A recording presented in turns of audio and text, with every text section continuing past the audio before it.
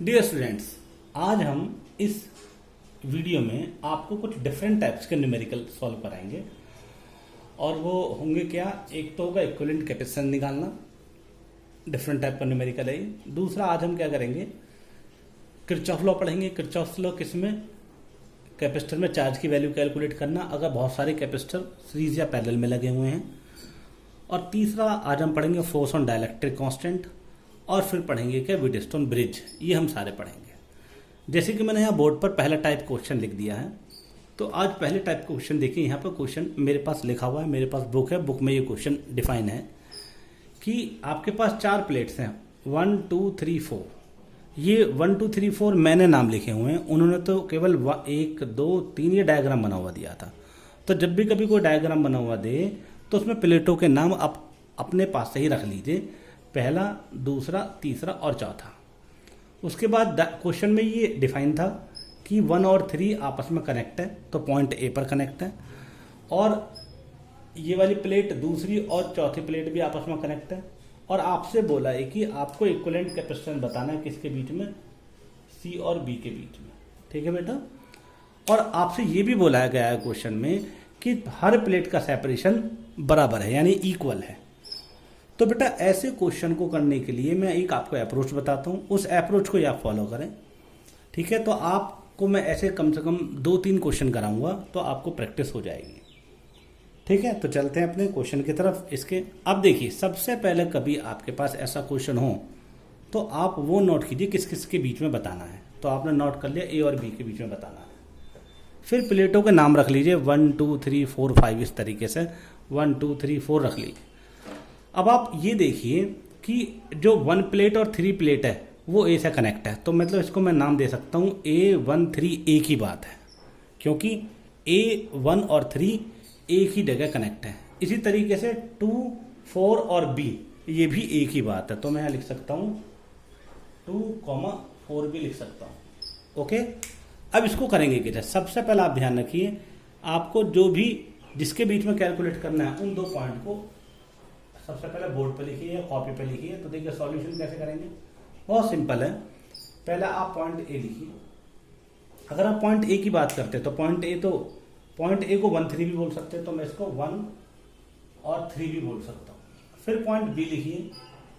B point को क्या लिख सकता हूँ, बी को 2 और 4 भी लिख सकता हूँ। तो यानी कि बी को मैं क्या लिख सकता हूँ, 2 और 4 भी लिख सकता हूँ। ठीक है बेटा, ये मैंने लिख दिया। ओके। अब आपको कनेक्शन करना, हर प्लेट का कनेक्शन करना। अब आप देखिए, पहले 1 है फिर 2 है, तो 1 और 2 के बीच में 2 प्लेट, यानी कि एक कैपेसिटर तैयार हो गया 1 और 2 मिलाकर। तो 1 और 2 का 1 ये रहा और 2 ये रहा, यानी कि आप इसको ऐसे मिलाएंगे तो ये कैपेसिटेंस सी आ गया। क्या आ गया बेटा, कैपेसिटेंस सी आ गया। उसके बाद फिर 2 और 3 आइए, 2 का 2 भी यहीं पर है और 3 भी यहीं पर है, तो यानी कि फिर एक कैपेसिटर आ जाएगा, ये आ गया। उसके बाद 3 4, तो 3 भी यहीं पर है और 4 भी यहीं पर है, यानी इन दोनों के बीच में कैपेसिटर लगेगा, तो ये आपके पास आ गया। ठीक है बेटा। तो ये भी सी बनेगा और ये भी सी बनेगा, बस और तो कोई है नहीं। एक प्लेट, 2 प्लेट और ये एक कैपेसिटर, दूसरा कैपेसिटर, तीसरा कैपेसिटर। कभी ऐसा काउंट नहीं करना है कि पहला दूसरा तो कर सकते हैं आप, ऐसा मत करना पहला और तीसरा। ओके। तो पहला दूसरा, फिर दूसरा तीसरा, फिर तीसरा चौथा, इस तरीके से करना है। तो ये सारी प्लेट हमें काउंट हो गई हैं। तो 3 कैपेसिटर बने, सी सी सी।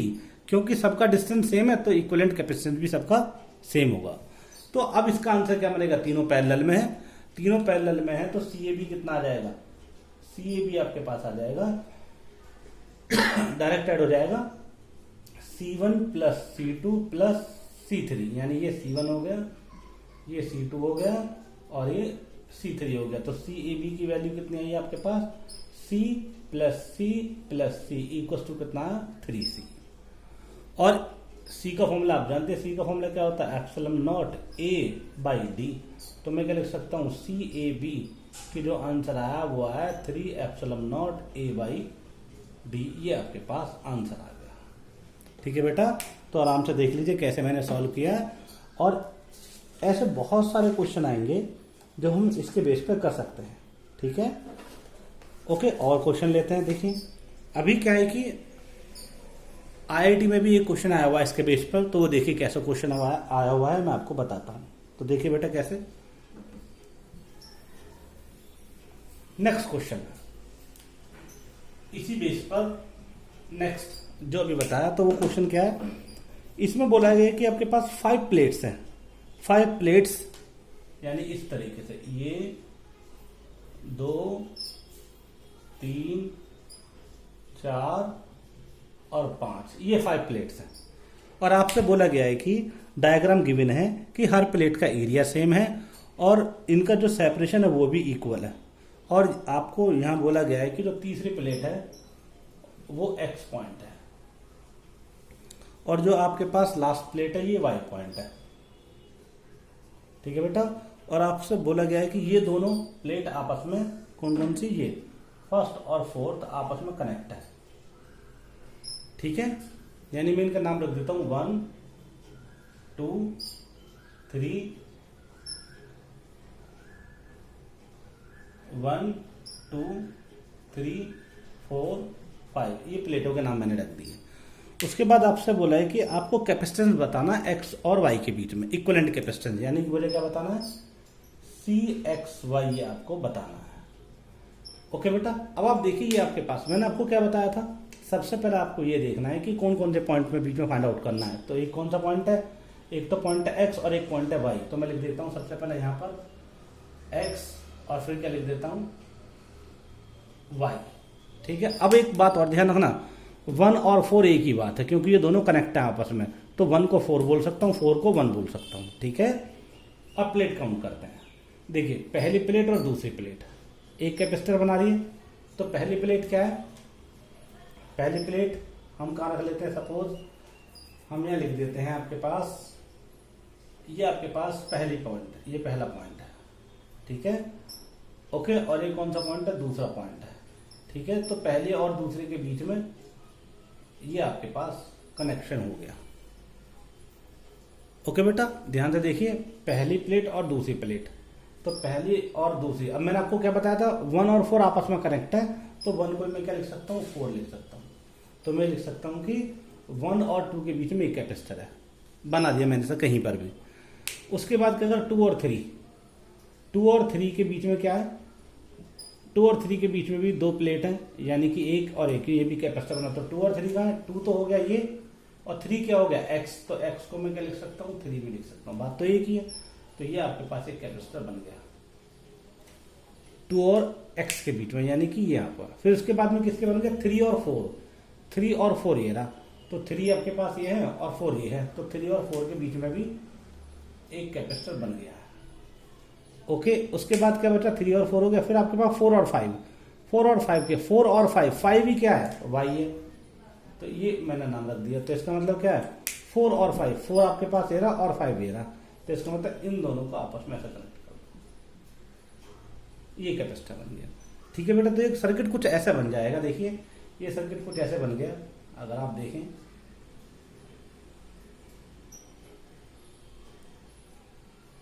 एक और ये बन गया, और ये दोनों कैपेसिटर हो गए, और आपके पास, ठीक है बेटा, ये दोनों कैपेसिटर ऐसे ऐड हो जाएंगे, और उसके बाद आपके पास ये कैपेसिटर ऐड हो गया। ओके, ये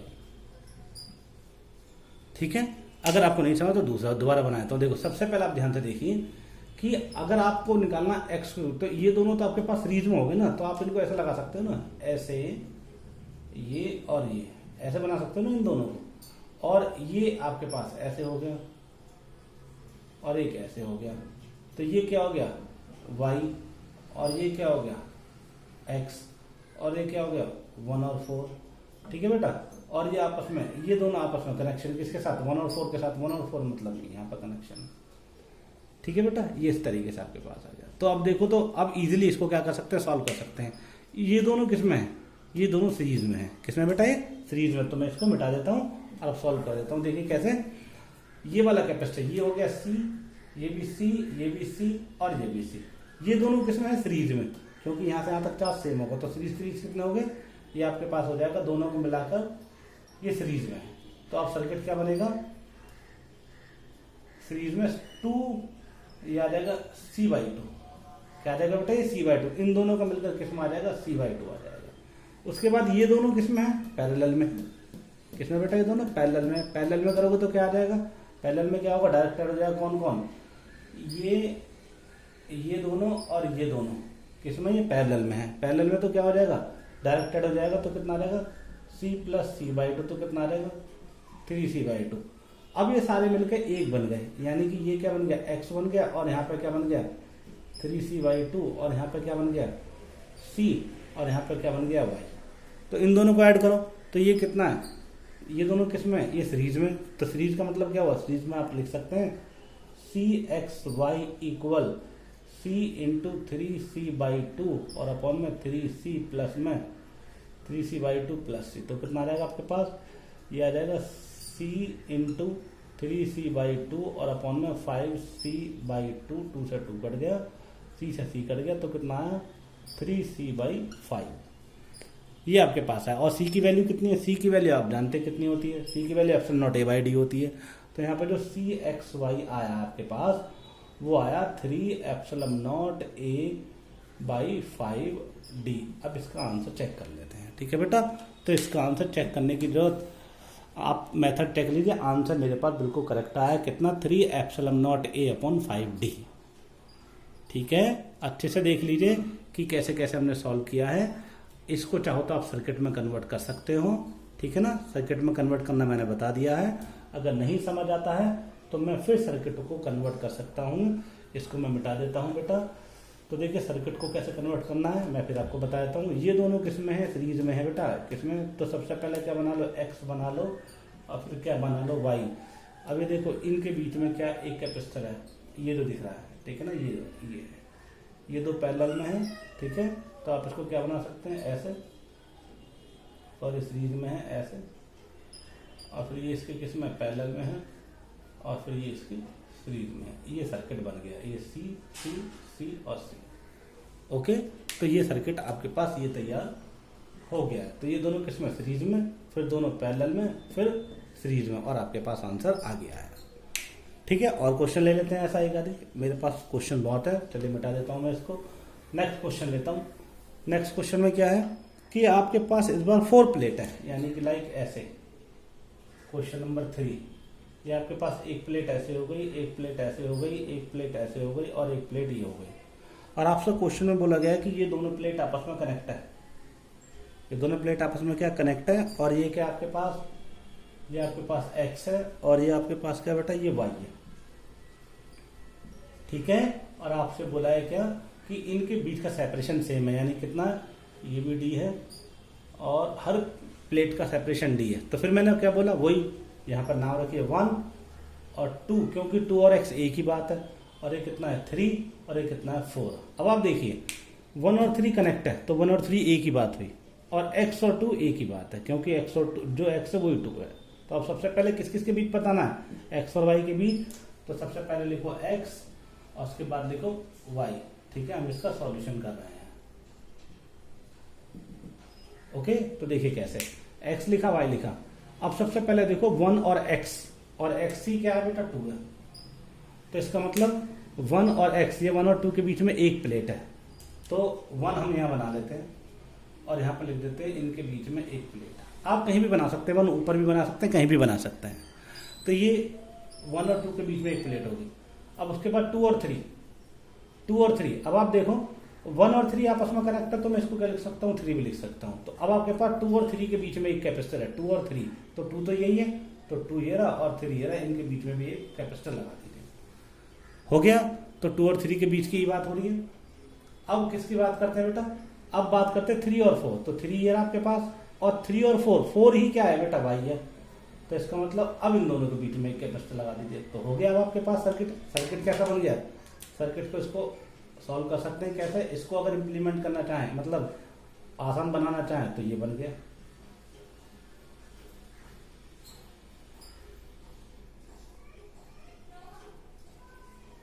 ये बन गया y, और ये क्या बन गया बेटा आपके पास, x। तो सॉल्व कर दीजिए, ये c, ये c, ये c, ये दोनों किसमें, ये दोनों आपके पास किस में है, ये आपके पास है पैरेलल में। तो पैरेलल में क्या होता है, डायरेक्ट ऐड हो सकते हैं। तो ये सर्किट कैसे कन्वर्ट हो जाएगा, ऐसे,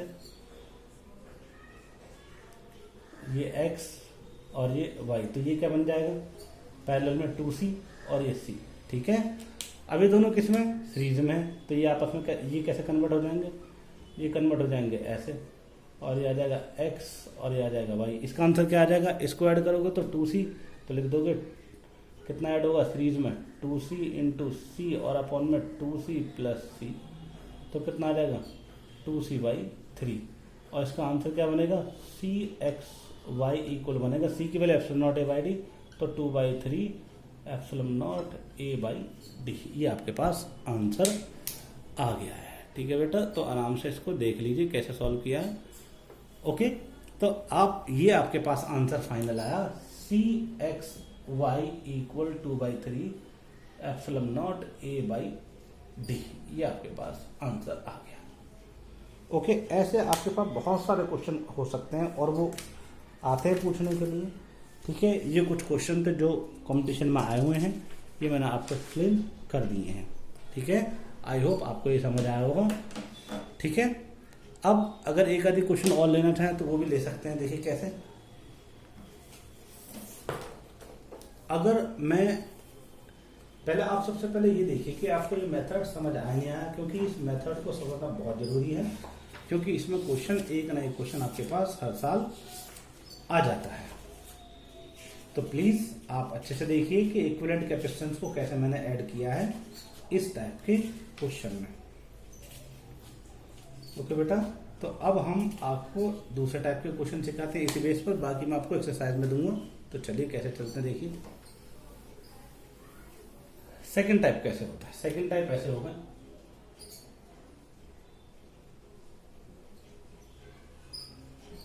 सेकंड टाइप क्वेश्चन कैसे हो सकते हैं बेटा, अगर मान लीजिए कि आपके पास सेकंड टाइप में कोई कैपेसिटर ऐसे हो। ठीक है, कोई कैपेसिटर ऐसे हो, ये इसका क्या ए पॉइंट है और ये क्या इसका बी पॉइंट है।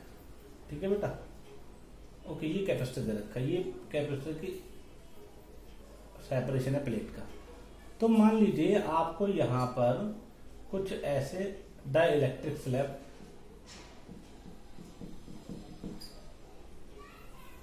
ऐसे प्लेटों के बीच में भर दे। तो मान लीजिए ये कितना K1 है और ये कितना K2। अब वो 2, 3, 4 कितने भी भर सकता है। मान लीजिए कुछ ऐसे हो,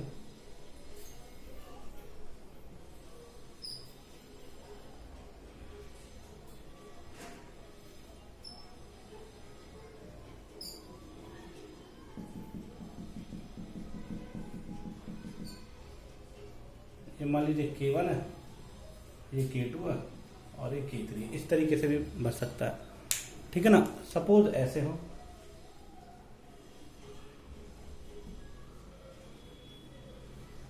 ये सेपरेशन कितना D है, तो लाइक ऐसे हो,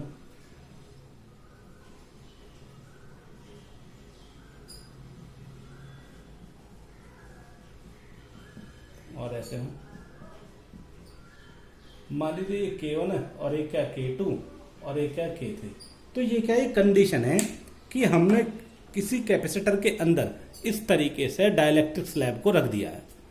तब आपसे ये पूछ सकता है कि आप ये बताइए कि इसका इक्विवेलेंट कैपेसिटेंस कितना होगा। तो बेटा देखो बहुत सिंपल है, तीनों क्वेश्चन मैंने बनाए हैं, तीनों आप देख लीजिए, मैं तीनों सॉल्व कर दूंगा। ठीक है, कंडीशन गिवन होगी। ओके, ये किसमें, ये ऐसे भरा हुआ आधे में, और ये क्या आपके पास, ये डिस्टेंस कितनी है D/2 है, और ये डिस्टेंस भी कितनी है D/2 है। जबकि ये जो डिस्टेंस है ये वाली यहाँ से यहाँ तक की D/3 है, और ये डिस्टेंस कितनी है D/3 है, और ये डिस्टेंस कितनी है D/3 है।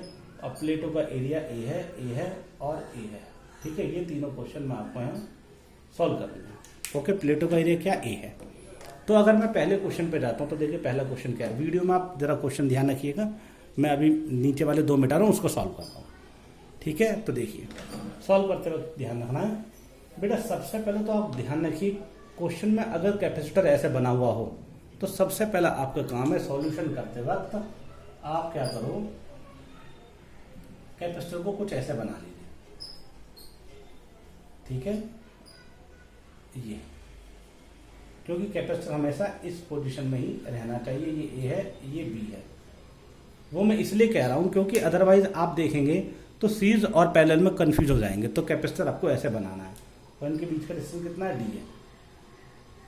ओके, और ये सेंटर पॉइंट है। और यहाँ पर अगर मैं इसको ऐसे घुमाता हूँ, ये इसको ये मान लीजिए बी पॉइंट है, ये इसको एक्स मान लीजिए, और ये कितना वाई है। तो अगर आप देखें तो ये एक्स पॉइंट है और ये पॉइंट वाई पॉइंट है। इसका मतलब मैंने इसको ऐसे घुमा दिया, तो इसका मतलब ऊपर क्या आएगा, K2, तो ये आपके पास क्या आ गया, K2, और नीचे क्या आएगा आपके पास, नीचे आपके पास आएगा K1। आ गया बेटा। तो आप देखिए, अगर आप इस डायग्राम को ऐसे नहीं बनाएंगे तो आप सोचेंगे कैपेसिटर इधर और इधर है, तो दोनों आपको सीरीज में लगेंगे, जो आप गलत कर सकते हैं। तो इसलिए आप कैपेसिटर को सबसे पहले ऐसे बनाएंगे स्टैंड पोजीशन में, तो आपने बना लिया वर्टिकल सिचुएशन में। तो अब आप देखिए दोनों के बीच का डिस्टेंस कितना है, डी। क्वेश्चन में आपको गिवन होगा, अगर वो बिल्कुल सेंटर लाइन है तो इसका मतलब इस केस में ऊपर वाले एरिया क्या हो गया, a/2, और नीचे वाले एरिया भी कितना हुआ, a/2। लेकिन डिस्टेंस को इम्पैक्ट नहीं हुआ क्योंकि प्लेट का एरिया a है। 3D में मैंने डायग्राम बनाकर दिखाया हुआ है, तो ये भी a/2 और ये भी a/2। हो सकता है कि ये लाइन सेंटर ना हो तो ये a/2 नहीं होगा, फिर ये भी a/2 नहीं होगा, फिर वो क्वेश्चन में गिवन होगा आपको, डोंट वरी। तो हम ये मानकर चल रहे हैं कि आधे में ये भरा हुआ, आधे में ये भरा हुआ, तो एरिया ऊपर a/2, नीचे भी एरिया a/2। तो अगर आप देखें तो इसको अब मैं क्या कर सकता हूं, इसको दो कैपेसिटर में डिवाइड कर सकता हूं। कैसे, एक तो ये हो गया ऊपर वाला, और एक ये हो गया नीचे वाला, ठीक है ना। ये वाला कैपेसिटर ऐसे डिवाइड हो गया, और ये क्या हो गया, एक्स, और ये क्या हो गया, वाई। ये मैंने मान लिया ऐसे। अगर आप देखो तो यहाँ सेपरेशन कितना, डी है, और यहाँ डाइलेक्ट्रिक कितना है, K2 है, और यहाँ सेपरेशन कितना है, डी है, और यहाँ पे ये कितना है, K1 है। बस एरिया यहाँ पे कितना हुआ, a/2, और यहाँ भी एरिया कितना हो गया, a/2। ठीक है, अब आपको ऐसा लग रहा होगा जैसे दोनों किस्मों पैरेलल में, तो है भी पैरेलल में ही। तो अब मैं इसको लिख सकता हूँ, ऊपर वाले को क्या मान लेता हूँ, C1, और नीचे वाले को क्या मान लेता हूँ, C2। तो सॉल्व करते हैं। तो C1 की वैल्यू क्या आएगी बेटा, C1 की जो वैल्यू आएगी वो आएगी ε0 K2a/d। तो सेम है, एरिया कितना, a/2, तो 2d आ जाएगा। C2 कितना आएगा, C2 आपके पास आ जाएगा ε0 a/2d और इंटू में K1, ये आ जाएगा। अब ये दोनों किस में है, पैरेलल में। पैरेलल में तो डायरेक्ट ही ऐड हो जाते हैं। तो C1 C2 पैरेलल में, तो C1 पैरेलल है किसके बेटा, C2 के। तो C इक्विवेलेंट कितना आ जाएगा, C इक्विवेलेंट बोले तो CXY। CXY कितना आ जाएगा, CXY आपके पास आ जाएगा, दोनों को ऐड कर दीजिए तो कितना आ जाएगा, ε0 a/2d, और ब्रैकेट में कितना आ जाएगा, K1 प्लस K2। ये आपके पास आंसर आ जाएगा। ठीक है, तो ये मेरे पास आंसर आ गया है जो मैंने अभी आपको बताया। ठीक है बेटा, कोई दिक्कत। अब ऐसे ही मैंने आपको तीसरा क्वेश्चन, मतलब दो क्वेश्चन रखा, दोनों को सॉल्व कर लेता हूँ। तो दोनों को सॉल्व करेंगे, या फिर हम मान लीजिए कि कभी भी ऐसा क्वेश्चन आए तो जो दो मैंने आपको क्वेश्चन वीडियो में दिए हैं वो आप एक बार खुद करके देखिएगा। आपको मैं क्या करता हूँ, ऐसे कुछ न्यूमेरिकल यहाँ पर खुद करा देता हूँ नए क्वेश्चन लेकर। ठीक है, ओके बेटा। तो आप इसको अच्छे से ध्यान से समझिए, और नहीं समझ आता है तो आप मुझसे कॉल करके डिस्कस कर सकते हैं। जैसे मैं न्यूमेरिकल ले रहा हूँ, मिटा दो इसको। देखिए, एक न्यूमेरिकल मेरे पास गिवन है कितना, कि यहाँ पर सेकंड, ये सेकंड टाइप का दूसरा न्यूमेरिकल है। मान लीजिए ये आपके पास ऐसे है,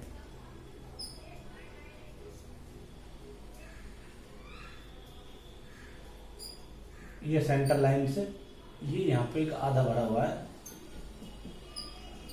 ये K1 है, तो इसका मतलब ये एरिया हाफ हो गया और ये एरिया भी हाफ हो गया। क्वेश्चन में ये आपको गिवन है कि ये K1 है, ठीक है, और आपसे बोला हुआ है कि इसके आधे एरिया, मतलब यहाँ पर ये आपके पास इन्होंने डिस्टेंस दे रखी है D1,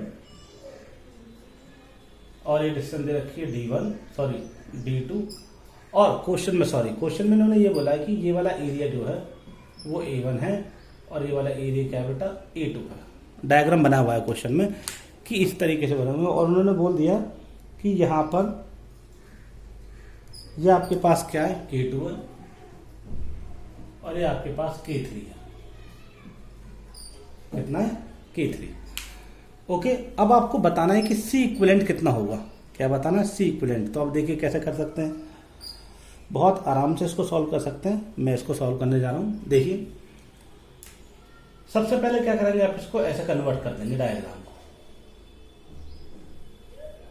ये आपके पास क्या x और ये क्या आपके पास y। ठीक है, तो मैंने क्या कर दिया, यहाँ पे x लिख दिया और यहाँ पर y लिख दिया, मतलब इसको ऐसे घुमा दिया। तो जब घुमा दिया तो ये कुछ आपको ऐसे दिखाई देगा। ये कितना K1 का, और जबकि ये आपके पास कितना, ये K3 और ये क्या K2, ये आपके पास ऐसे बना हुआ है। ठीक है, यहाँ सेपरेशन कितना है D1, ठीक है, सॉरी D2, और यहाँ सेपरेशन कितना है D1।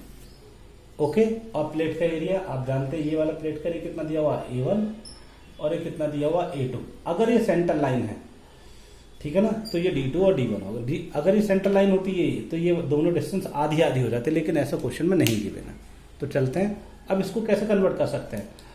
अब आप इसको इस तरीके से, 3 कैपेसिटर हो गए, एक कैपेसिटर ये हो गया, 2 ये हो गए। अगर आप देखो तो ये दोनों किस्में सीरीज में और ये दोनों किस्में आपके पास पैरेलल में। तो मैं इसको कैसे बना सकता हूँ, सर्किट में ऐसे बना सकता हूँ।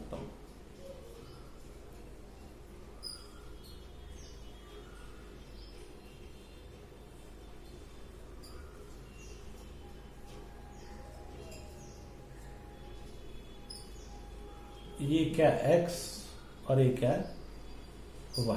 अगर आप देखें तो इस प्लेट का एरिया कितना हो जाएगा, a/2। प्लेट का एरिया कितना हो जाएगा, a/2, और ये डिस्टेंस कितनी हो जाएगी, D2। ठीक है बेटा, और ये डिस्टेंस कितनी हो जाएगी, D1, और ये डिस्टेंस कितनी होगी, ये डिस्टेंस होगी आपके पास D, क्योंकि ये तो ये वाली डिस्टेंस है, यानी कि D1 प्लस D2, ये वाली डिस्टेंस। यहाँ पे क्या भरा हुआ है, K1, और यहाँ पे क्या भरा हुआ है, K3, और यहाँ पे क्या भरा हुआ है, K2। और ध्यान रखना इस प्लेट का एरिया कितना है, A1। कितना बेटा, एरिया। तो आप देखो ये दोनों तो किस्म हो गए सीरीज में, और ये इसके किस्म हो गया पैरेलल में। तो अब इस क्वेश्चन को मैं यहाँ से मिटा देता हूँ। अब मैं चलता हूँ इसको सॉल्यूशन करने। देखिए बड़ा आसान हो गया। तो C1 मैं इसको मान लेता हूँ, ये क्या है C1, इसको क्या मान लेता हूँ, ये क्या है C2, और इसको क्या मान लेता हूँ, ये क्या C3, ऐसे नाम रख लेता हूँ। तो अब आप देखिए C1 कितना आएगा, C1 आपके पास आएगा epsilon not K1 A1 upon में D1 प्लस D2, ये आपके पास आएगा। ठीक है, अब C2 कितना आएगा, C2 आपके पास आएगा एप्सिलॉन नॉट K2 A2, इसका एरिया कितना है, इसका एरिया A2 है, क्वेश्चन में गिवन है। तो ये आ जाएगा अपॉन में D1, कितना आ जाएगा अपॉन में D1, ये आपके पास आएगा। C3 कितना आ जाएगा, C3 आपके पास आ जाएगा कितना बेटा, C3 आएगा। तो एप्सिलॉन नॉट K3 A2 और अपॉन में डिस्टेंस कितना आ जाएगा, D2, ये आपके पास आ जाएगा। ठीक है, ये दोनों किस्म हो जाएंगे सीरीज में, यानी ये दोनों किस्म हो जाएंगे, ये आपके पास किस्म है in series.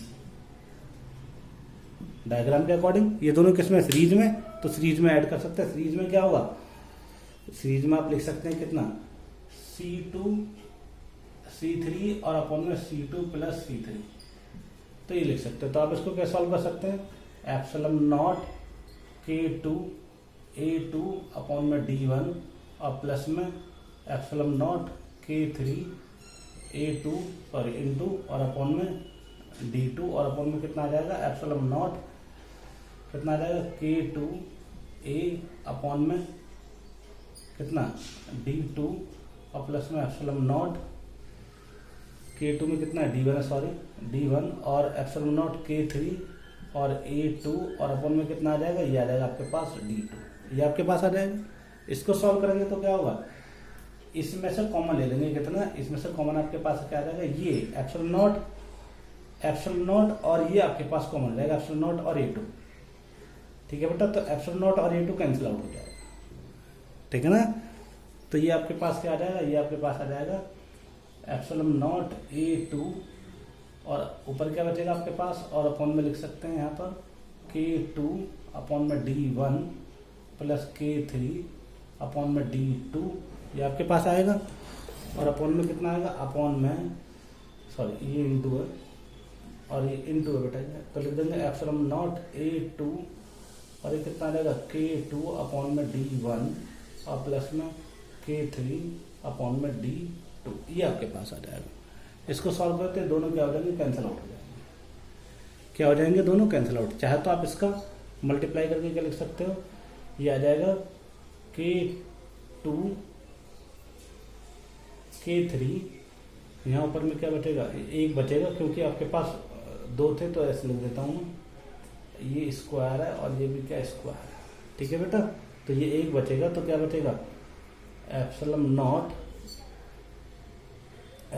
Not K2 K3 upon में ये कितना आ जाएगा आपके पास K2 D2 plus K3 D1, कुछ ये आ जाएगा आपके पास, ठीक है। और यहाँ पर आ जाएगा A2, तो ये आपके पास आया इन दोनों को ऐड करके जो हमने लिखा है। अब देखो तो दोनों सीरीज में हो गए। अब ये दोनों सीरीज में हो गए, ये इसके किस में हो जाएगा, पैरेलल में। तो पैरेलल में तो हम डायरेक्टली ऐड कर सकते हैं, तो आप आराम से देख लीजिए, थोड़ा बड़ा क्वेश्चन है तो इसको सॉल्व किए, इसको सॉल्व कर लीजिए, देख लीजिए कैसे किया मैंने, कि इनमें से एलसीएम लेके इसको कट कर दिया, ठीक है बेटा। तो ये आपके पास कुछ इस तरीके से बन जाएगा। तो अब क्या लिखेंगे, अब ये दोनों ये इसके किस में आ जाएगा, ये इसके आ जाएगा किसमें बेटा, ये इसके किस में आ जाएगा, किसमें पैरेलल में, किसमें आ जाएगा बेटा पैरेलल में। तो अगर पैरेलल की बात करें तो पैरेलल में तो क्या होता है पैरेलल, तो इसका मतलब सी इक्वलेंट कितना हो जाएगा, यानी कि सी एक्स वाई कितना आ जाएगा, वो आ जाएगा C1 और प्लस में C2 C3 अपॉन में C2 प्लस C3, ये आपके पास है। तो सी एक्स वाई किसके इक्वल आएगा, C1 तो आपके पास ही रहा, तो वो कितना एप्सिलॉन नॉट K1 A1 और अपॉन में D1 प्लस D2 और प्लस इसकी वैल्यू आपके पास ही आई है, तो लिख दीजिए एप्सिलॉन नॉट A2 और K2 और K3 और अपॉन में कितना है बेटा K2 D1 K2 D2 और प्लस में कितना आ जाएगा K3 D1, ये आपके पास आंसर आ गया। और यही आपके पास इसका आंसर है। आंसर मैच करा देता हूँ, आंसर जो गिवन है वो आपके पास वो है epsilon not K1 A1 upon में D1 plus D2 and epsilon not A2 K2 K3 upon में K2 D2 plus K3 D1, ये आपके पास इसका आंसर आ गया। क्वेश्चन थोड़ा लेंथी है लेकिन अच्छा क्वेश्चन है, ध्यान से स्टडी कीजिएगा। नहीं समझ आता है तो आप मुझसे डिस्कस कर सकते हैं, ठीक है बेटा। और क्वेश्चन ले सकते हैं, ठीक है, और क्वेश्चन भी आ सकते हैं, लेकिन अब आप समझ लीजिए कि चलिए एक क्वेश्चन और करा देता हूँ, तो एक क्वेश्चन आपको शायद और भी समझ आ जाए किस तरीके से। देखिए आपके पास मान लीजिए सपोज ऐसे है, ये सेंटर लाइन है, ये एरिया कितना A/2, ये भी एरिया कितना A/2, ठीक है बेटा। ये मैंने आपको गिवन कर दिया क्वेश्चन में, ये अपने पास से क्वेश्चन दे रहा हूँ। और मान लीजिए कि यहाँ पर कितना भरा हुआ है K1 = 2 और ये आपके पास यहाँ पर ये आपके पास डिस्टेंस कितनी है D/2 और डिस्टेंस कितनी है D/2, ओके। और ये आपके पास क्या है, ये आपके पास K1 की ये K2 है, K2 कितना हो जाएगा लिख देते हैं, K2 जो होगा वो आपके पास मान लीजिए 3 और K3 जो होगा आपके पास वो होगा 1, ठीक है। तो अब आप एक काम कीजिए, इसका इक्विवेलेंट निकाल सकते हैं। अब इसमें मैंने वैल्यू दे दी, तो अब आप चाहो तो इसको डायरेक्ट अब वैल्यू जो दे दिए तो आसान हो जाएगा। कैसे, अब इसको सबसे पहले क्या कीजिए, इसको सबसे पहले आप इसको ऐसे कन्वर्ट कर दीजिए। कैसे, ऐसे, ये आपके पास क्या हुआ x और ये आपके पास क्या हुआ y, ये हम मान लेते हैं क्या है x और ये आपके पास क्या बेटा y, ऐसा मान लेते हैं, ठीक है।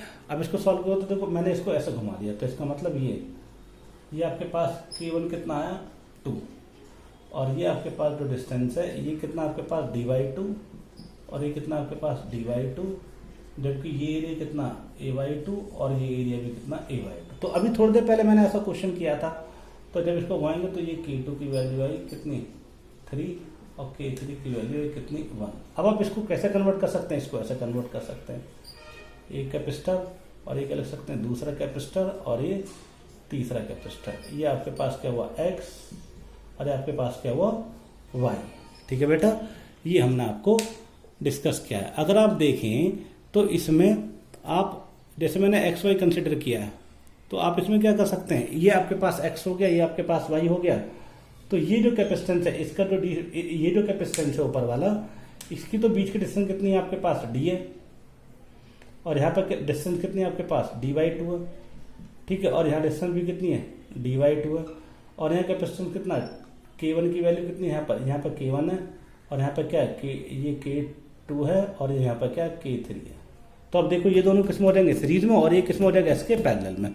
तो आप इसका आंसर खुद निकाल सकते हैं इजीली तरीके से, और अगर नहीं समझ आता है तो आप मुझसे डिस्कस कर सकते हैं। तो अब तो आप इसको क्या मान लीजिए C1, और इसका ध्यान रखना इसका एरिया कितना प्लेट का a/2, और इन दोनों का भी कितना a/2, और इसका भी कितना a/2। ये आपके पास प्लेट के एरियाज हैं। तो आप डायरेक्ट यूज कर सकते हैं क्या, C इक्वलेंट किसके आएगा C1 प्लस ये C1 मान लीजिए, ये क्या मान लीजिए C2, और ये क्या मान लीजिए आप C3। तो ये आ जाएगा कितना C1 प्लस ये दोनों किसमें सीरीज में, तो ये आ जाएगा C3 अपॉन में C2 प्लस C3, और यहाँ पर आंसर आ जाएगा। ठीक है बेटा, तो आई होप आपको ये समझ आना चाहिए। नहीं समझ आता है तो आप मुझसे क्वेश्चन डिस्कस कर सकते हैं। ठीक है, पर एक बार अपने आप इसको करने की कोशिश कीजिएगा। ठीक है, चलते हैं हम अपने नेक्स्ट न्यूमेरिकल्स की तरफ। डियर स्टूडेंट्स, अब हम किसी एक कैपेसिटर सर्किट में फ्लो ऑफ चार्ज या चार्ज की वैल्यू हर कैपेसिटर में कैसे कैलकुलेट करेंगे वो आप बताएंगे। तो वो हम बताएंगे तो वो है flow of charge. Flow of charge मतलब एक मेथड है जिससे हम ये कैलकुलेट कर सकते हैं, और इसको हम किरचॉफ लॉ से भी हेल्प कर सकते हैं। किरचॉफ लॉ क्या होता है वो मैं आपको बता देता हूँ एक बार, कि किसी भी सर्किट के अंदर, यानी कि लाइक अगर आपके पास कोई बोले कि ये आपके पास एक सर्किट है, ओके ऐसे,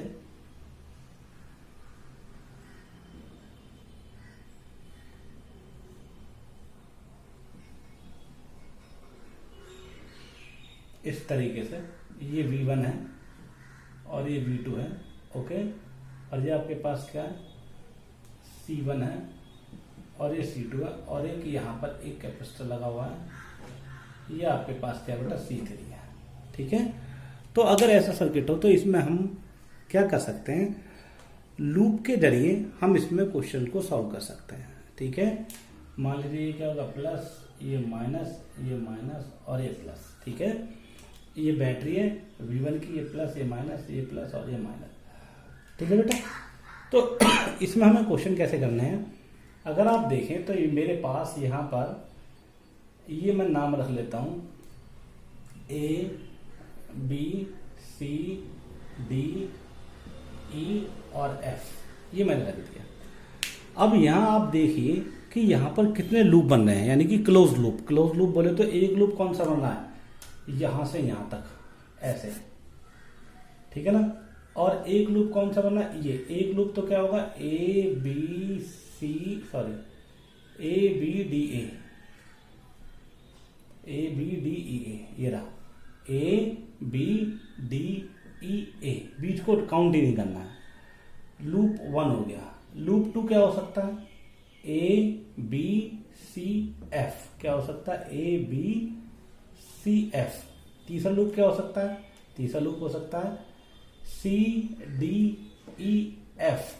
अच्छा ध्यान रखना, इसको लास्ट में वहीं मिलाते हैं A B C F A, तो लास्ट को इसको क्लोज कर दिया। तीसरा लूप क्या हो सकता है C D E F C E F C, ये आपके पास लूप हो सकता है। ठीक है, और भी कोई लूप हो सकता है, जितने चाहे आप लूप आइए, नो प्रॉब्लम। तो अब आप ये लूप में क्यों बता रहा हूं, क्या है कि जब हम फ्लो ऑफ चार्ज की बात करते हैं तो हमें एक लूप की रिक्वायरमेंट होती है, और उस लूप के अंदर ही वो क्लोज लूप होना चाहिए। तो जैसे अगर आप देखें तो यहाँ चार्ज तो कहां से चलेगा, प्लस से चलेगा, तो मैं ऐसे लिख सकता हूँ।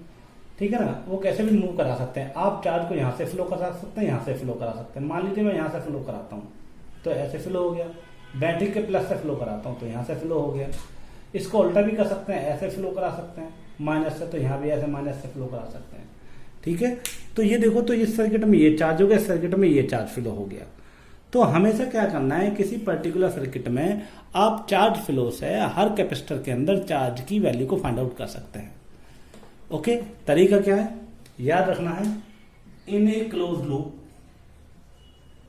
इन a closed loop algebraic sum of all voltage या algebraic sum of all batteries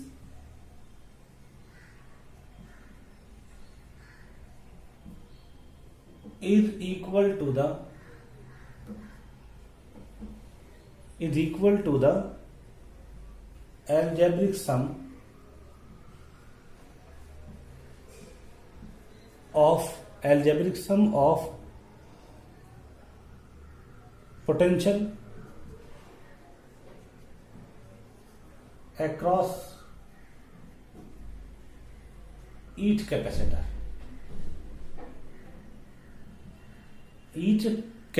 कहने का मतलब मैं लिख सकता हूं कि किसी क्लोज लूप में अगर बहुत, जैसे मान लीजिए ये लूप है, कौन सा वाले लूप में मैं बात करता हूं, किस वाले लूप की, CDEFC। अगर मैं इस लूप की बात करता हूं तो इस क्लोज लूप में आपके पास देखो कितनी बैटरी है, एक ये है और एक ये है। तो अब आप क्या करोगे, इस लूप में जितने भी बैटरीज हैं उन सबका सम्मिशन, यानी कि सिग्मा V, और इक्वल किसके बराबर होगा, इस बैटरी, इस क्लोज लूप में जितने भी कैपेसिटर हैं उन सबका पोटेंशियल क्या होगा, Q/C। तो उनका एल्जेब्रिक सम, तो वो सब क्या होंगे, एक दूसरे के इक्वल होंगे। तो ये आपको पता होना चाहिए। ठीक है, sigma V equal to sigma Q/C। Sorry बेटा, तो अब हम वो कैसे करेंगे वो आप यहां देख सकते हैं। मैं आपको यहां समझाने की कोशिश करता हूं, इसको कैसे यूज करेंगे इस फॉर्मूले को, या कैसे हम इसमें अप्लाई कर सकते हैं। कुछ फ्लो ऑफ चार्ज में मैं बेसिक चीजों को समझाऊंगा, उसी चीज को आपको फॉलो करके चलना है। तो देखिए कैसे। सबसे पहले ध्यान रखना है कि अगर मैं चार्ज कहां चलाता हूं, अगर बैटरी ऐसे लगी हो, ये V1 है और ये क्या V2, ठीक है बेटा, ये V1 और ये क्या V2। तो अगर मैं चार्ज ऐसे फ्लो करता हूं, यानी V1 से V2, तो यहां पर जो सम्मिशन हो जाएगा बैटरीज का, जो आपके पास सम हो जाएगा इनका, वो सम हो जाएगा V1 माइनस V2।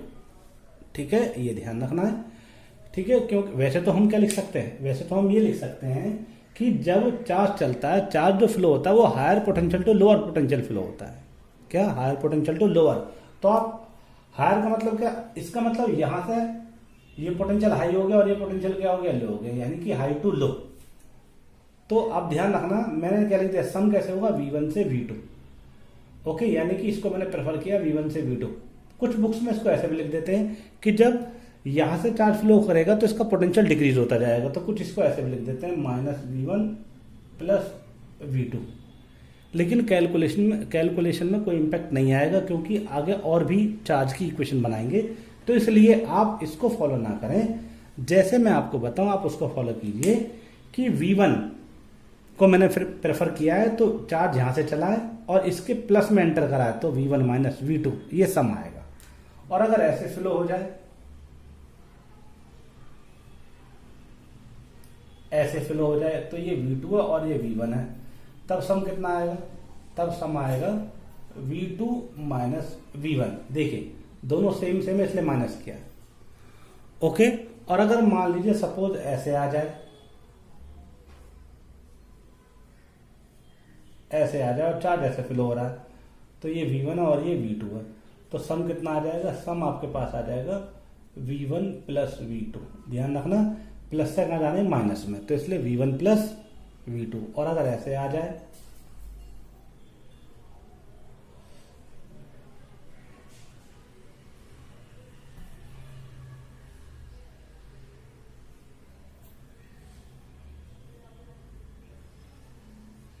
ये V2 और ये V1, तो इसका मीनिंग भी क्या होगा, इसका सम भी क्या आ जाएगा, वो ऐसे ही आएगा क्या, V2 प्लस V1। ठीक है बेटा, आप इन बेसिक चीजों को ध्यान में रख के चलिए, कहीं भी कैलकुलेशन में कोई भी किसी का भी आंसर रॉन्ग नहीं आएगा। ठीक है, तो देख लीजिए, अगर सामने आमने सामने हो तो माइनस हो जाते हैं, सेम टर्मिनल हो तो माइनस, और अगर एक दूसरे के अपोजिट है तो प्लस हो जाएंगे। अब मैं ऐसे आपको क्वेश्चन लेकर चलता हूँ। देखिए ये क्वेश्चन कंपटीशन में आया हुआ है। अब इस क्वेश्चन को मैं अपने इसी तरीके से करूंगा, ये नोट करके रखना आप।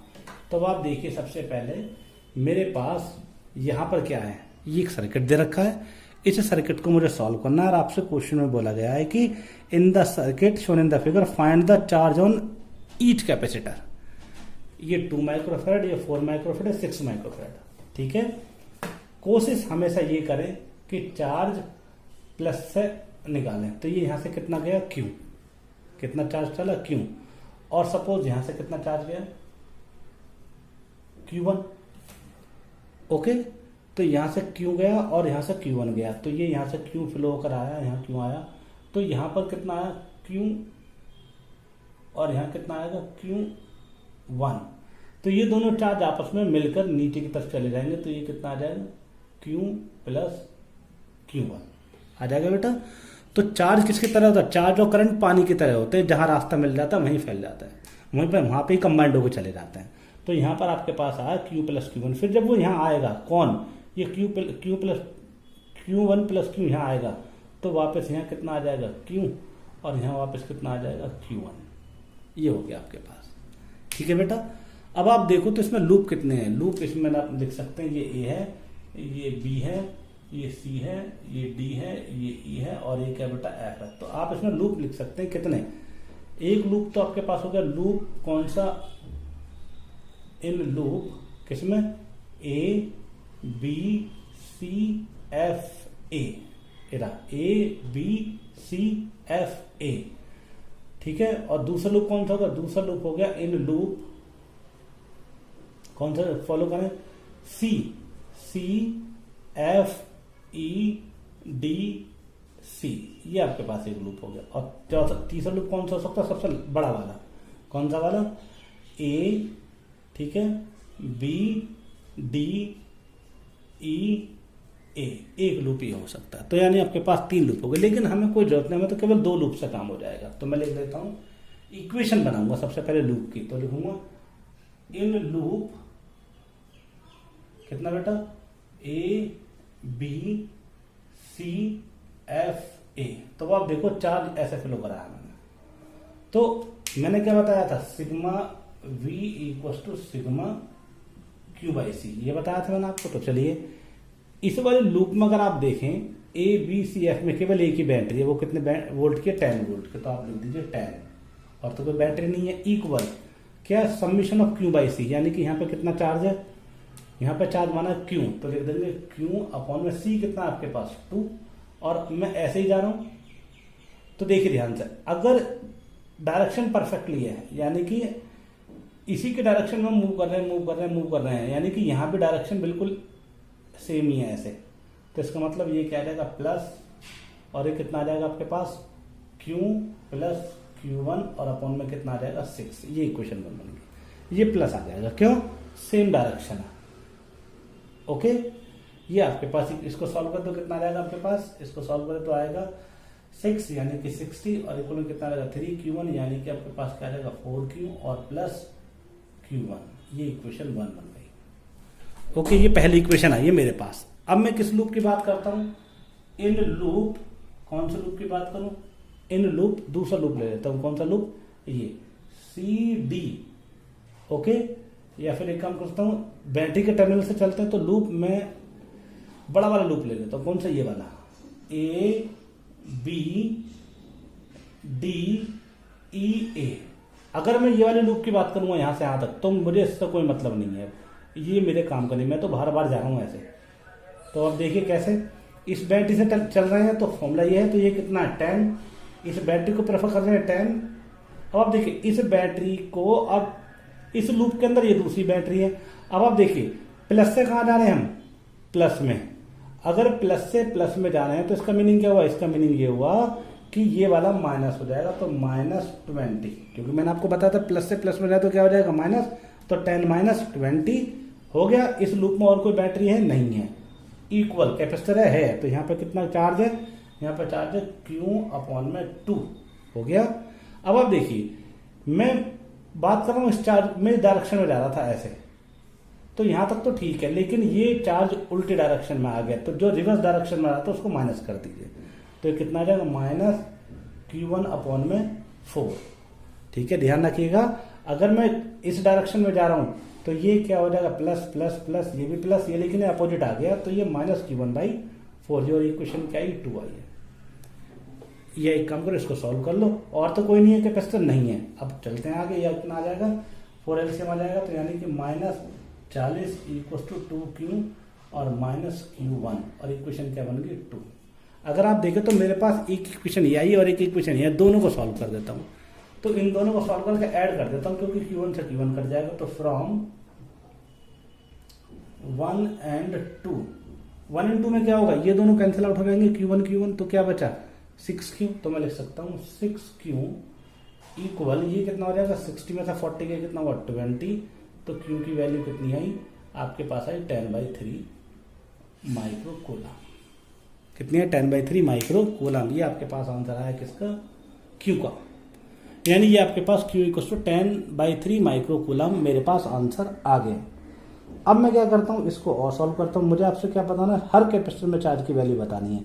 तो देखिए ये Q किस में माना मैंने 2 माइक्रोफैरड में, तो 2 माइक्रोफैरड में तो कितना 10/3। अब मैं क्या करता हूँ, इस Q को मैं यहाँ पुट कर देता हूँ, तो कितना आ जाएगा बेटा 60 इक्वल, ये इसको हटा देता हूँ बेटा, ये आ जाएगा कितना 60 इक्वल 4Q 4 × 10/3 और प्लस में Q1, तो ये Q1 कितना आ जाएगा आपके पास 60 - 40/3 और इक्वल में कितना आ जाएगा 180 में से कितना गया 40, तो यानी कि 140/3।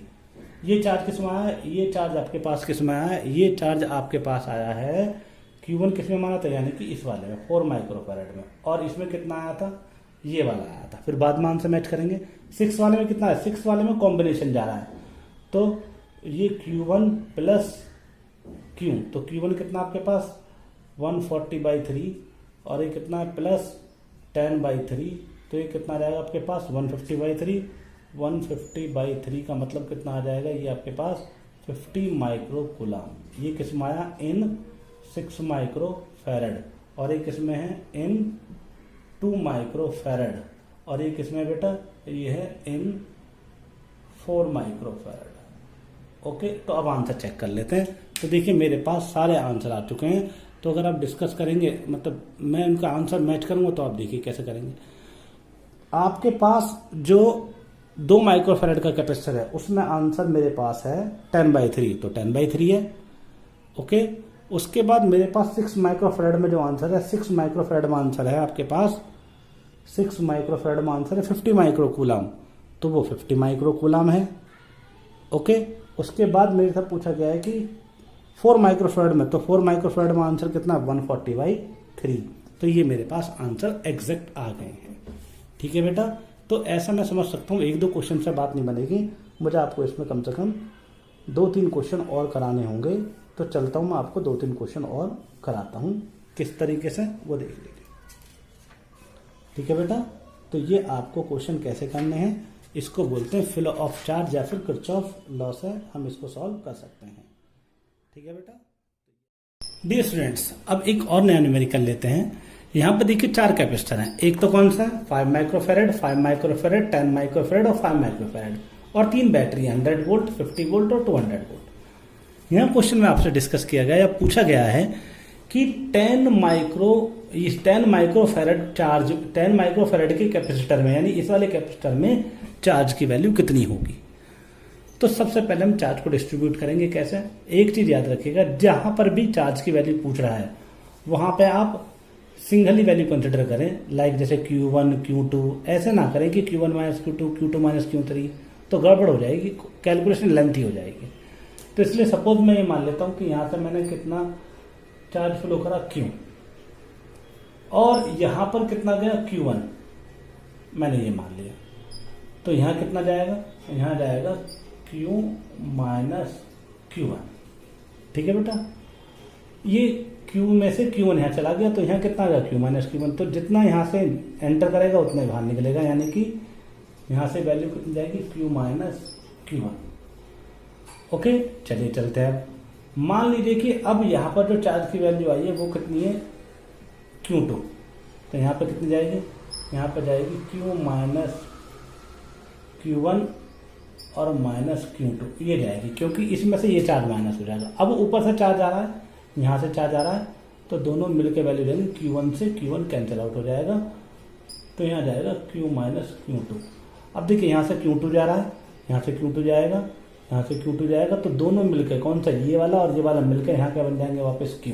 तो इसका मतलब चार्ज का डिस्ट्रीब्यूशन परफेक्ट है, क्योंकि चार्ज जिस बैटरी से जितना चला था वापस उतना ही पहुंच गया है according to conservation law of charge. तो अब देखिए मेरे पास लूप कौन से बनते हैं, एक लूप मेरे पास ये बनता है, एक लूप मेरे पास ये बनता है, एक लूप मेरे पास ये बनता है, और एक लूप सबसे आउटर वाला बनता है। तो आउटर वाला लूप जरूर लीजिए। तो सबसे पहले मैं एक काम करता हूं, मैं नाम रख देता हूं A B C D E F G और H। अब देखिए सबसे पहले मैं उस लूप को जरूर लूंगा जहां पर पूछ रहा है, तो ये वाला लूप ले लेता हूं। तो मैं लिख देता हूं इन लूप कौन सा बेटा, ये आ जाएगा आपके पास, यहां से चल रहा हूं तो मैं आ जाएगा प्लस से चलना चाहिए, बैटरी के E D H F E, ठीक है ना, ये रहा E D H F E। अब देखो सब एकदम परफेक्ट डायरेक्शन में है ये, तो इसका मतलब यहां से चलूंगा तो ये इस लूप में एक ही बैटरी है, तो रूल तो जानता हूं मैं क्या, sigma V equals to sigma Q by C से चलूंगा। तो इसमें कितनी बैटरी है, एक ही है, तो ये आ जाएगा 200, और इक्वल में कितना आ जाएगा, यहाँ से Q1 बाई 10, और यहाँ से कितना आ जाएगा प्लस Q माइनस Q2, और अपन में कितना आ जाएगा बेटा 5। ये इक्वेशन क्या है dear students. Now in loop कौन सा ले, अब ऐसा लूप लेना है जहां पर ये वाली वैल्यू आसानी से कैंसिल आउट हो जाए। तो मुझे तो यही दिख रहा है ये वाला जो लूप है, तो कौन सा लूप लूँ मैं, ये B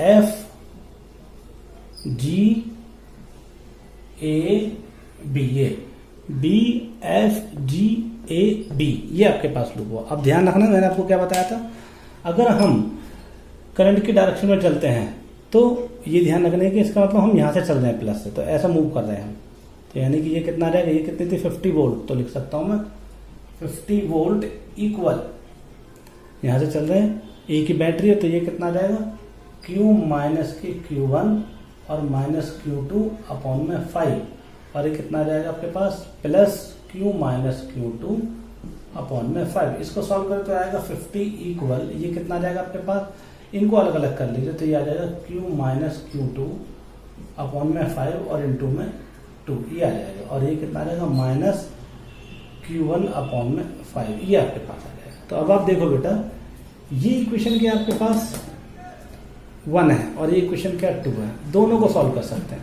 एक काम करें, इसे मल्टीप्लाई कर देते हैं 2 की, तो 2 की मल्टीप्लाई करने पर इसको क्या लिखूंगा 400, और इक्वल में क्या लिखूंगा इसको Q1 अपॉन में 5, और इसको क्या लिखूंगा प्लस में 2 Q माइनस Q2 और अपॉन में कितना 5, ये लिखूंगा मैं इसको, ठीक है बेटा, ये मैं इसको ऐसा लिखूंगा। तो अब ये देखिए ये वाली इक्वेशन और इस वाली इक्वेशन को हम ऐड कर सकते हैं, तो दोनों को ऐड कर देते हैं, इसमें लिख देते हैं 50 इक्वल माइनस Q1 अपॉन में 5, और कितना आ जाएगा बेटा माइनस Q1 अपॉन में 5 और प्लस में 2 Q माइनस Q2 अपॉन में 5। अभी देखिए ये आ जाएगा minus minus plus minus plus और प्लस प्लस में, तो दोनों कैंसिल आउट हो जाएंगे। तो यहाँ पर क्या बचेगा, यहाँ पर बचेगा 350, और इक्वल में क्या बचेगा आपके पास Q1 अपॉन 5 यानी कि 2 Q1 अपॉन 5, ये आपके पास बचेगा। इसको सॉल्व करें तो Q1 की वैल्यू आ जाएगी 350 इंटू 5 अपॉन में 2, ये आपके पास आ जाएगा, ठीक है बेटा। तो जब ये आपके पास आएगा तो Q1 की वैल्यू कितनी आ जाएगी आपके पास ये आपके पास आ जाएगा 200, 270 और ये तो ये आ जाएगा 5 पंजे 25, 5 सत्ते 35 और 2 37 और 5 एकम 5 और 3 8, 870 मतलब 875 माइक्रो कूलम, जो कि अभी भी हमारे पास आंसर मैच हुआ है। ठीक है, तो ये आपके पास है क्या। डियर स्टूडेंट, ये एक अनदर क्वेश्चन है। इस क्वेश्चन में आपसे पूछा गया है कि ए और बी के बीच में पोटेंशियल बताना है। इसके बीच में ए और बी के बीच में, तो अगर मैं ए और बी के बीच की बात करता हूँ तो मैं ए और बी पर ऐसे यहाँ एक बैटरी लगा देता हूँ। ऐसे ही मैंने मान लिया ये वी ए बी है। क्या बेटा, ये वी ए बी। ठीक है, ओके। तो अब आप देखिए, मैं ये मान लेता हूँ इसमें चार्ज फ्लो कितना है Q1, इसमें चार्ज फ्लो कितना है Q2। तो यहाँ कितना आएगा, यहाँ आएगा Q1 प्लस Q2। ठीक है, ये ए पॉइंट था और ये बी पॉइंट था। ओके, तो यहाँ पे चार्ज कितना Q1 और यहाँ पे चार्ज कितना आएगा Q2। यहाँ आकर दोनों कंबाइंड हो जाएंगे तो ये आ जाएगा Q1 प्लस Q2। ओके, तो इसका मतलब एक लूप तो इसमें ऐसे हो गया, एक लूप में चार्ज ऐसे फिल हो गया। तो मैं क्या कर सकता हूँ, इसमें लूप ले सकता हूँ, नाम रख लेता हूँ उनके। ठीक है ना, तो अगर मैं इस वाले लूप की बात करता हूँ, यहाँ से ये वाले लूप की, तो देखिए मैं इस बैंड से चलूंगा, तो यहाँ से चलूंगा तो ये कितना 6 वोल्ट और इसमें एंटर करूंगा तो मैं लिखूंगा क्या, इन अपर लूप। ये इसको 1 लिख देते हैं और इसको 2 लिख देते हैं। तो इन लूप 1 फॉर्मूला जानते हो, सिग्मा वी इक्वल टू क्या होता है, सिग्मा क्यू बाई सी। ये आप अच्छी तरह जानते हैं। तो देखिए यहाँ से चलें तो यहाँ से चलेंगे यहाँ से, तो इसका मतलब यहाँ पर ये बैटरी कितने 6 और ये बैटरी को प्रेफर कर रहे हैं तो ये माइनस हो जाएगी। तो 6 माइनस 12 इक्वल में यहाँ से चल रहे हैं तो ये आपके पास कितना है Q1 अपॉन में कितना बेटा 4। और ये जो है हम ऐसे चल रहे थे, लेकिन इसमें जो चार्ज है वो Q2 और जस्ट इसके अपोजिट है ये, तो मैं लिख देता हूँ माइनस Q2 अपॉन में 2। तो ये इक्वेशन 1 बन जाएगी। तो कितना आ जाएगा -6 इक्वल टू में कितना आ जाएगा, ये कितना आ जाएगा आपके पास बेटा, ये आपके पास आ जाएगा 4 और Q1 और -2 Q2। तो ये आपके पास आ जाएगी -24 इक्वल में Q1 माइनस के 2 Q2। ये इक्वेशन 1 बन गई। ठीक है बेटा, अब कौन सा लूप ले सकता हूँ, अब मैं एक काम कर लेता हूँ, अब मैं सबसे बड़ा लूप ले लेता हूँ, ये वाला, ये जो लूप ऐसे है, इस लूप का नाम रख लेता हूँ 3। क्या रख लेता हूँ, 3 लूप, दूसरे की जरूरत नहीं पड़ेगी। तो तीसरा लूप ले लेता हूँ। तीसरा लूप क्या आएगा बेटा, इन लूप थर्ड, तो यानी कि आउटर ये जो है ऐसे, तो अंदर से कोई मतलब, इससे मुझे कोई मतलब नहीं रहा, अब केवल मुझे यहाँ से जाना है। तो ये कितना आपके पास 6 और माइनस कितना है 24 और इक्वल में कितना है Q1 अपॉन 4 और यहाँ पे कितना है, सॉरी ये एरो का साइन ऐसे आएगा क्योंकि कंबाइंड होकर जा रहे हैं। तो ये इसी की डायरेक्शन में जा रहे हैं, इसी की डायरेक्शन में, क्योंकि पहले Q1 यहाँ से गया था, Q2 यहाँ से गया था, तो ये ऐसे कंबाइंड हो गया। तो अब ये जो आपके पास चार्ज है इसी डायरेक्शन में, तो इसमें से ये माइनस, तो 6 माइनस 24 Q1 अपॉन 4 और ये भी प्लस ही जाएगा, प्लस Q1 प्लस Q2 और अपॉन में कितना आ जाएगा 1। इसको सॉल्व करते आएगा -18 इक्वल में कितना आएगा 5 Q1 अपॉन में 4 और प्लस में Q2, मतलब कि ये आपके पास आ जाएगा, अलग अलग दूंगा तो आ जाएगा Q2, ये आपके पास आ जाएगा। ठीक है बेटा, तो ये इक्वेशन क्या है 1 और ये इक्वेशन कितनी आई है 2। अब इन दोनों को सॉल्व कर सकता हूँ, इन दोनों को सॉल्व कर लेंगे, इसमें 2 से मल्टीप्लाई कर दूँ, तो अगर 2 से मल्टीप्लाई करूँगा तो क्या आएगा, ये आपके पास आएगा -36 और इक्वल में 5 Q1 अपॉन में 2 और प्लस में 2 Q2। अब ये वाली इक्वेशन और ये वाली इक्वेशन को ऐड कर देते हैं। ऐड करने से क्या होगा, ये दोनों कैंसिल आउट हो जाएंगे, तो क्या बचेगा आपके पास, दोनों आ जाएंगे। तो कितना आएगा, ये आपके पास आ जाएगा 5 Q1 बाई 2 और प्लस Q1 और अपॉन में कितना आ जाएगा, ये -24, दोनों को मैंने ऐड किया है तो आ जाएगा 36, यानी कि 4 4 10 और 60 आ जाएगा माइनस में, ये आपके पास आ जाएगा। ठीक है बेटा, तो यानी कि मैं इसको सॉल्व करता हूँ, कितना आएगा 7 Q1 अपॉन में 2 इक्वल टू 60 माइनस में, तो Q1 की वैल्यू कितनी आएगी -120/7, ये Q1 की वैल्यू आई है। ठीक है। अब मैं क्या कर सकता हूँ, इस Q1 की वैल्यू को यहाँ पुट कर सकता हूँ, तो Q2 की वैल्यू आ जाएगी। तो Q1 की वैल्यू को मैं यहाँ पुट कर देता हूँ, Q2 की वैल्यू आ जाएगी। क्योंकि मुझे यहाँ पर पोटेंशियल निकालना ए और बी, तो ए और बी के बीच में ही मैं क्वेश्चन में सॉल्व कर सकता हूँ। देखिए कैसे, Q1 आया तो Q2 भी निकाल लेता हूँ, नो प्रॉब्लम। तो Q1 की वैल्यू यहाँ पुट कर दीजिए, तो कितना आएगा -24 इक्वल Q1 की वैल्यू कितनी है -120/7, तो ये आपके पास आ जाएगा बेटा। और इक्वल में कितना आ जाएगा +-2Q2, ये आपके पास आ जाएगा। इसको सॉल्व करता है -24 + 120/7 इक्वल टू -2Q2, ये आपके पास। ठीक है बेटा, इसको सॉल्व करते तो कितना आएगा 7 × 28, 7 × 14 और 2 16 -68 और +120/7 और इक्वल में -2Q2। तो यहाँ से Q2 की वैल्यू कितनी आ जाएगी आपके पास, ये कितना बचेगा, ये बचेगा 48 यानी कि 2 तो माइनस यानी कि ये आपके पास आ जाएगा 24/7, ये Q2 की वैल्यू आ जाएगी। किसकी वैल्यू आ जाएगी, Q2 की। तो Q1 की वैल्यू है, Q2 की वैल्यू आई। तो अगर आपसे पूछता है Q1 Q2 में आंसर क्या आएगा, तो वो भी आप लिख सकते हैं। अब अगर बताना चाहते हैं कि आप ए और बी पर पोटेंशियल, तो आप ऐसे लिख सकते हैं VAB +12, क्योंकि मैं बात कर रहा हूँ अगर मैं यहाँ पर एक बैटरी लगा दूँ, कहाँ पर, यहाँ पर एक बैटरी लगा दूँ ऐसे, और मैं इस वाले लूप की बात करूँ, केवल इस वाले लूप को, तो ये आएगा VAB, यहाँ से चल रहे हैं तो ये आ जाएगा, ऐड हो जाएगा +12 और इक्वल में कितना आ जाएगा Q2/2, ये 2 है, सॉरी बेटा। तो बेटा आएगा VAB और +12 और इक्वल में Q2 की वैल्यू क्या आपके पास, ये थी। तो यानी कितना बचेगा, ये बचेगा आपके पास 12/7, कितना बचेगा 12/7।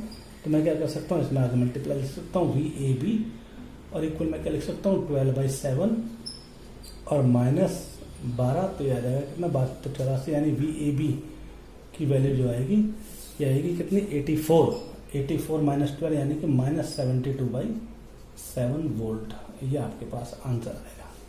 ठीक है बेटा, तो आप इस क्वेश्चन का आंसर देख सकते हैं, ये आया। और ये आपके पास है SC वर्मा का क्वेश्चन नंबर 25। ये है SC वर्मा का क्वेश्चन नंबर 25। आप उसमें आंसर चेक कर लेना कितना आ रहा है। तो ये आपके पास वैल्यू आ गई VAB की। तो ऐसा नहीं था कि मैं अगर मैं Q1 से भी इसको आंसर निकाल ले तो तब भी वही आता। देखिए Q1 मैंने भी ये किससे निकाला है, मैंने निकाला है ये अभी Q2 से। तो अब मैं अगर Q1 से निकालूंगा तो Q1 से भी आंसर सेम ही आएगा। तो देखिए कैसे, मान लीजिए कि भाई मैं Q2 निकालने की जरूरत ही ना पड़े, तो Q1 तो आपने निकाल लिया था, Q1 तो आपके पास ही आया। तो मैं क्या करता, मैं यहाँ से यहाँ तक ऐसे, ये 24 ये वाली है, ठीक है ध्यान रखो। तो यहाँ से यहाँ तक ये वाला लूप ले लेता, ये वाला। तो मैं क्या लिखता, यहाँ VAB था तो लिख देता VAB और क्या लिख देता +6 और इक्वल में Q1/4, Q1 की वैल्यू पुट कर देता, तब भी आंसर वही आता बेटा। तो VAB +6 इक्वल Q1 की वैल्यू -120/7 और इंटू 4, इसको सॉल्व कर तो 4 × 12, तो ये आपके पास आया। तो VAB इक्वल कितना आ जाएगा -30/7 +6, ही आपके पास आया। तो अगर मैं -6 इसको सॉल्व कर तो कितना आएगा VAB और इक्वल में कितना है 742 यानी कि -30 और -42 और /7। तो VAB अभी भी कितना आएगा, अभी भी -72/7 ही आएगा। तो आप चाहे Q1 से निकालो चाहे Q2 से निकालो, वो आपकी मर्जी है। मैंने तो Q2 इसलिए निकाला था जिससे कि हमसे अगर वो पूछ लेगा कि Q1 Q2 की वैल्यू कितनी होगी तो वो हम निकाल सकते हैं। तो आप VAB चाहे Q1 से निकालो चाहे Q2 से निकाल लो, आंसर पर कोई इम्पैक्ट नहीं होगा। बल्कि आप Q1 + Q2 से निकालेंगे तब भी आंसर वही आएगा। ठीक है, तो ये था आपके पास किरचॉफ लॉ के question. Thank you very much dear student. Now we will discuss about the Wheatstone bridge, another very important topic in capacitor। और इसमें कैपेसिटर में काफ़ी, जब हम इक्विवेलेंट कैपेसिटेंस की वैल्यू कैलकुलेट करते हैं तो वहाँ पे Wheatstone ब्रिज काम आता है। देखिए कैसे, अगर आपके पास कभी भी सर्किट इस टाइप से हो, लाइक ऐसे, ये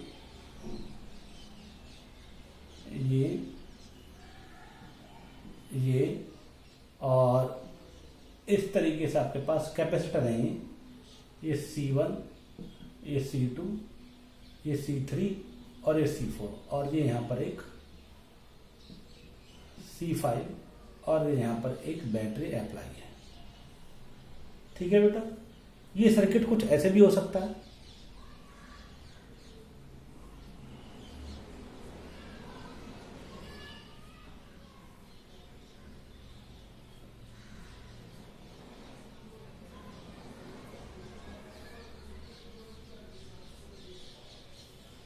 ये सर्किट या तो ऐसा हो सकता है या ऐसा हो सकता है। ठीक है बेटा, तो होता क्या है कि ये क्या आपके पास C1 और एक क्या C2 और एक क्या C3 और एक क्या बेटा C4 और एक क्या आपके पास C5। ठीक है बेटा, तो ये आपके पास दो पॉइंट है, एक है A और एक क्या आपके पास क्या है बेटा B। ये आपके पास क्या है A और ये आपके पास क्या है B।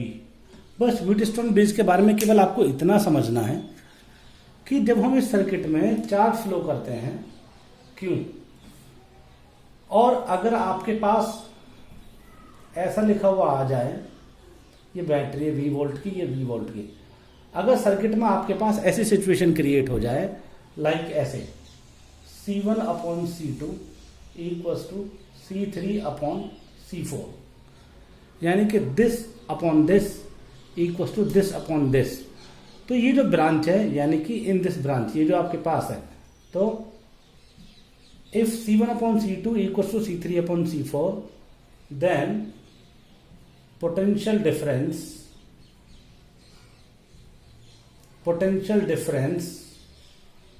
between A and B will be zero, and in this situation and in this condition charge will not flow through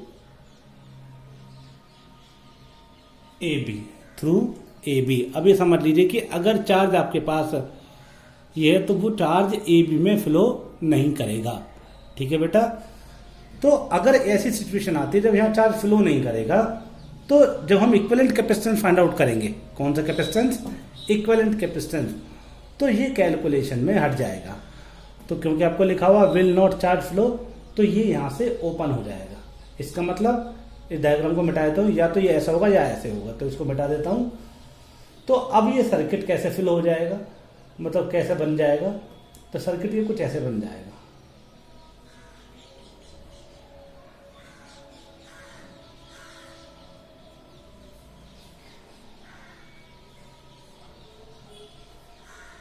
ठीक है, अब देखो C1 और ये C2 और ये C3 और ये क्या हो जाएगा C4। तो अब आप देखिए ये सर्किट इसमें कन्वर्ट हो गया, लेकिन कब, जब ये वाली कंडीशन आएगी।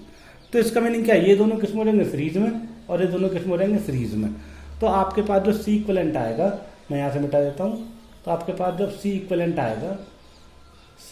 आएगा क्या, C1 C2 अपॉन में C1 प्लस C2 और प्लस में C3 C4 और अपॉन में C3 प्लस C4, ये आपके पास इक्विवेलेंट कैपेसिटेंस आ जाएगा।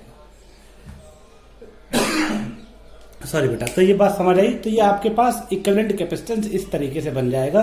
तो अगर कभी ऐसा क्वेश्चन आए तो आप क्वेश्चन को आसानी से पहचान सकते हैं कि वो व्हीटस्टोन ब्रिज होगा या नहीं होगा।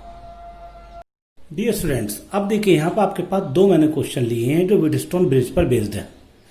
तो अब देखिए यहाँ पर हम इजीली बता सकते हैं कि इसको कैसे सॉल्व कर सकते हैं। अगर आप इस सर्किट को देखें, यहाँ मैंने दो सर्किट दिए हैं, एक सर्किट में व्हीटस्टोन ब्रिज फॉलो हो रहा है और एक सर्किट में व्हीटस्टोन ब्रिज फॉलो नहीं हो रहा है। अब इसमें फॉलो हो रहा है या इसमें फॉलो हो रहा है, मैं आपको बताता हूँ। मैंने आपको क्या बताया था, सबसे पहले सर्किट का नाम बता दीजिए। ये क्या C1 है, ये क्या C2 है, ये क्या C3 है, ये क्या आपके पास C4 है, ये आपके पास क्या C5 है और ये आपके पास क्या C5 है और ये आपके पास क्या C6 है। ठीक है ना। अब आप देखिए, सबसे पहले आपको क्या देखना, मैंने आपको बताया था दिस अपॉन दिस। अगर मैं केवल इस वाले ऊपर वाले में देखूं, ऊपर वाले में, तो ऊपर वाले में मैं क्या लिख सकता हूं कि C1 अपॉन C2। सबसे पहले मैं हर बार यही चेक करूंगा, और मुझसे क्वेश्चन में पूछा क्या है कि दोनों सर्किट में C इक्विवेलेंट की वैल्यू कितनी आएगी। तो सबसे पहले मैं हमेशा ये चेक करूंगा कि व्हीटस्टोन ब्रिज है नहीं है। तो देखिए Wheatstone bridge this upon this and this upon this बराबर है नहीं है, चेक कर लेते हैं। C1 upon C2 equal to C3 upon C4। तो C1 कितना आपके पास 4 और C2 कितना आपके पास 6 और C3 कितना आपके पास 2 और C4 आपके पास कितना है 3। तो इसका मतलब ये 2 2 4 और 2 3 6, यानी कि ये व्हीटस्टोन ब्रिज है। अगर ये व्हीटस्टोन ब्रिज है तो इस वाले कैपेसिटर में कोई चार्ज नहीं फ्लो होगा। तो जब ये फ्लो नहीं होगा तो इसका मतलब यहां पर मैं जब ऐड करूंगा सर्किट में कैपेसिटेंस को तो इसको काउंट नहीं करूंगा। सिमिलरली अब नीचे वाले सर्किट में आ जाइए। नीचे वाले सर्किट में देखें तो ये वाला ये आपके पास है, तो मैं इसमें देख सकता हूँ C3 अपॉन में C4, ये C3 upon C4 equal C5 upon में C6। देख लेते हैं, ये भी बैठ रहा है। C3 कितना है 2 है और C4 कितना है 3 है और C5 कितना है 4 है और ये कितना 6, तो 2 यानी कि 2/3, यानी कि यहाँ पे ये वाला भी क्या हो जाएगा सर्किट बेकार हो जाएगा, यानी ये वाला कैपेसिटर ये वाला कैपेसिटर भी क्या हो जाएगा नेग्लेक्ट हो जाएगा। तो ये भी नहीं काउंट होगा, ये भी नहीं काउंट होगा। तो अब डायग्राम क्या हो जाएगा, अब डायग्राम ऐसे बन जाएगा कुछ इस तरीके से। मैं डायग्राम को है बना सकता हूं।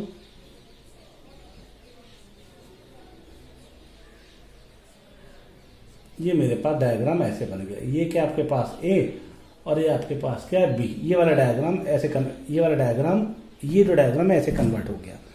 ठीक है, ये कितना था 4, ये कितना था 6, ये कितना था आपके पास 2, ये कितना था 3, ये कितना था 4 और ये कितना था 6। तो अब मैं क्या कर सकता हूं, C इक्विवेलेंट फाइंड आउट कर सकता हूं। तो देखिए C इक्विवेलेंट कैसे फाइंड आउट होगा, C इक्विवेलेंट कैसे फाइंड आउट होगा, सिंपल। ये दोनों किस में है सीरीज में, ये भी सीरीज में और ये पैरेलल में, सॉरी ये भी सीरीज में और फिर तीनों किस में पैरेलल में। तो मैं डायरेक्ट लिख सकता हूं C equivalent equals to 4 × 6 upon 4 plus 6 और प्लस 2 × 3 अपॉन में 2 प्लस 3। ये प्लस में क्या लिख सकता हूँ 4 × 6 और अपॉन में 4 प्लस 6। क्यों क्या किया मैंने, पहले इनको सीरीज में ऐड करा, सीरीज में फिर तीनों को पैरेलल में ऐड किया। तो यहाँ पे मेरे पास C इक्विवेलेंट की जो वैल्यू आएगी वो आपके पास आ जाएगी कितनी। इसको सॉल्व करें तो कितना आएगा 24 अपॉन में 10 और प्लस में 24 अपॉन 10, ये मैंने यहाँ लिख दिया, और प्लस 6 अपॉन 5। एलसीएम कितना आ जाएगा आपके पास 10, तो आ जाएगा 24 प्लस 24 और प्लस में 12, ये आपके पास। तो ये जो आपके पास आएगा इसकी वैल्यू ये आएगी 48 और 12 कितना होगा 60 अपॉन में कितना है 10, तो यानी कि कितना है 6 माइक्रो फैरेड। ये आपके पास इक्विवेलेंट कैपेसिटेंस आ गया है किसका, जो मैंने अभी आपको बताया। ठीक है बेटा, तो अब हम चलते हैं आपके पास इस क्वेश्चन की तरफ। ये व्हीटस्टोन ब्रिज नहीं है। अगर ये व्हीटस्टोन ब्रिज नहीं है कैसे पता लगा मुझे, तो अब देखिए क्या करना, इसको मिटा देते हैं। अब आप देखिए ये नाम रख दीजिए C1, ये नाम रख दीजिए C2, ये C2 हो गया, ये क्या हो गया C3, ये आपके पास क्या हो गया C4। ये आपके पास आया, चेक करके देख लीजिए। C1 upon C2 equals to C3 upon C4। C1 कितना आपके पास 3, C2 कितना आपके पास 9, C3 कितना है 6 और ये कितना 27। तो ये आ जाएगा 2 3 जा और सॉरी 3 2 जा और 3 9 जा, तो ये 3/9 है, ये 2/9 है, तो ये बराबर नहीं है। तो this is not a wheat stone bridge. ये व्हीटस्टोन ब्रिज नहीं है। अगर ये व्हीटस्टोन ब्रिज नहीं है तो फिर मैं इसको अब कैसे सॉल्व करूं, तो इसको सॉल्व करने का तरीका क्या है, इसको किरचॉफ लॉ से सॉल्व